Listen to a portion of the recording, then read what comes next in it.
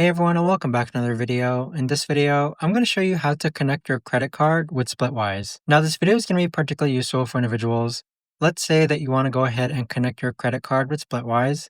How do you actually go ahead about doing so? Now, this video is going to be short, sweet, and simple, guys. There's not going to be a lot of steps involved.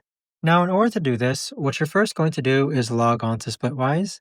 Then on the bottom right hand corner, click on Account. Then from here, scroll down to where it says Preferences and then click on Connected Accounts. Next, click on Add a Funding Source. And then on this page here, click on Debit Card. So with this, you can now go ahead and authorize Splitwise. Next, go ahead and enter your card information. So this is where you enter your first name, last name, card number, and there you have it. But that right there, guys, is the best and easiest way that I know of to actually go ahead and connect your debit card with Splitwise. If you guys know of a better or easier way to actually do this, let me know in the comments down below. I would love to know. Thanks so much for watching everyone, and I'll see you guys all in the next video.